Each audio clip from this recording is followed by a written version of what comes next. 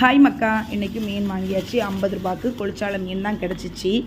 பக்கத்தில் வாங்கலை, இன்றைக்கி மீன் கடையில் போய் தான் மாமி வாங்கி கொடுத்தாங்க. பக்கத்தில் மீன்கார அண்ணாட்ட வந்து கீரி மீன் சாலை தான் இருந்துச்சு. அதில் ரொம்ப முள்ளாக இருக்குமில்ல, அதனால் அந்த மீன் வாங்கலை. இது கொளிச்சால மீன் தான், பொரிக்கிறதுக்கும் நல்லாயிருக்கும், நம்ம குழம்புக்கும் நல்லாயிருக்கும் அப்படின்னு சொல்லிட்டு இதை வாங்கிட்டு வந்துட்டாங்க மாமி. இதை வந்து மீன் பொரிக்கிறதுக்கு மீன் அந்த மண்டையோடு வச்சு தான் நாங்கள் பொரிப்போம். மண்டையை வெட்டி தள்ள மாட்டேன். உள்ளே இருக்க அந்த பூங்கொத்து மட்டும் எடுத்துகிட்டு தொலியும் உரிச்சிட்டு வால் சைடை வெட்டி தள்ளிட்டு க்ளீன் பண்ணி பொரிக்கிறதுக்கு எடுத்தேன்.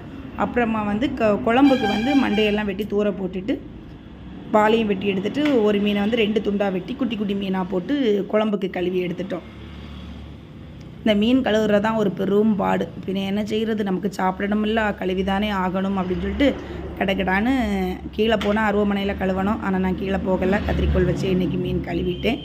மீனை கழுவி மீனுக்கு வந்து தேங்காயெல்லாம் அரைச்சி ஏற்கனவே ரெடியாக வச்சுருந்தேன். மாங்காய், தக்காளி, முருங்கைக்காய், புளி எல்லாம் ஊற்றி எடுத்து மீன் கறியும் வச்சுட்டு, சரி இனி மீனையும் பொரிக்கணும்ல அப்படின்னு சொல்லிட்டு கடகடான்னு மீன் பொரிக்கிறதுக்கு மசாலாலாம் தடவி எடுத்து வச்சுட்டேன்.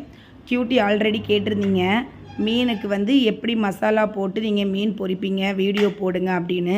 தனியாக வீடியோ அதுக்காக எடுத்து போட முடியலை, அதனால் இதுலேயே அந்த வீடியோவும் சேர்த்து போட்டிருக்கேன், பார்த்துக்கோங்க கியூட்டி. மீன் பொரிக்கிறதுக்கு கொஞ்சோளம் நல்ல மிளகு பொடி, கொஞ்சோளம் மஞ்சள் பொடி, கொஞ்சோளம் மிளகு பொடி, கொஞ்சம் உப்பு, கருவேப்பிலை இருந்தால் கருவேப்பிலை போட்டுக்கலாம். ஆனால் இன்றைக்கி எங்கள் வீட்டில் கருவேப்பிலை இல்லை, அதனால் இருக்கிறத வச்சு வரிசி மீனையும் பொரிச்சாச்சு. பார்த்துக்கோங்க, கொஞ்சோள சட்டியில் எண்ணெய் ஊற்றி அதில் போட்டு மீனை பொரித்து எடுத்துகிட்டு பக்கத்துலேயே மீன் குழம்பும் ரெடி. இதுதான் எங்கள் வீட்டில் இன்றைக்கி ஸ்பெஷல். உங்கள் வீட்டில் இன்றைக்கி என்ன ஸ்பெஷல் அப்படிங்கிறத மறக்காமல் கமெண்டில் சொல்லுங்கள். நானும் டெய்லி கேட்குறேன், யாரும் கமெண்டில் சொல்ல மாட்டேங்கிறீங்க, மறக்காமல் சொல்லுங்கள். ஓகே மக்கா, வீடியோ பிடிச்சிருந்துச்சுன்னா லைக் பண்ணி கமெண்ட் பண்ணுங்கள். இதே மாதிரி வேறு ஏதாச்சும் நான் வீடியோ போடணும் அப்படின்னு நீங்கள் நினச்சிங்கன்னா கமெண்டில் மறக்காமல் சொல்லுங்கள். ஓகேவா?